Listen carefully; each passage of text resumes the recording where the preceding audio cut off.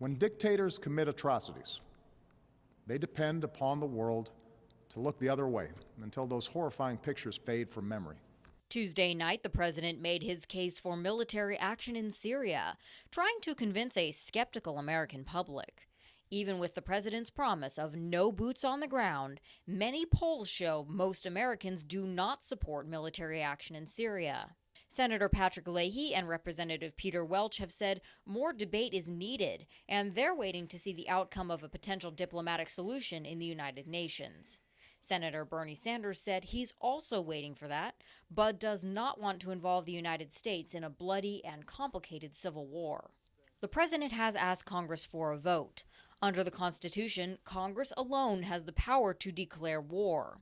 But that hasn't happened since World War II, and a formal declaration isn't necessary for the president to send troops out. Under the War Powers Act, a president can commit American military forces for up to 30 days, then go to Congress afterwards and ask for some kind of post hoc approval.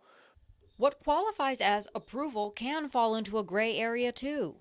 Gause says President Obama authorized the air war over Libya for months without a vote from Congress. Approval for the Korean War came from a UN resolution and congressional funding. The Gulf of Tonkin resolution was used as justification for escalating involvement in Vietnam, though some question whether that was appropriate.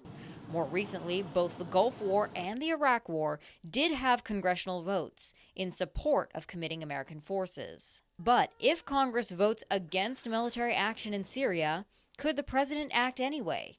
Gause says it would be unprecedented. It would be really, really hard for a president to act in the face of a negative vote from Congress. That would, in I think a lot of people's interpretation, be an impeachable offense. And if there's a split vote in Congress, Gause says the president's hands are still tied. I think that the only thing that a president could do in that situation is claim new circumstances. And that might be a very big change on the ground in the region where the crisis is occurring. It might be a change at the international level. International approval, like a resolution from the UN, isn't necessary either, though it could help sway support in Congress, which controls the purse strings. Congress can cut off funding for a military mission anytime it wants.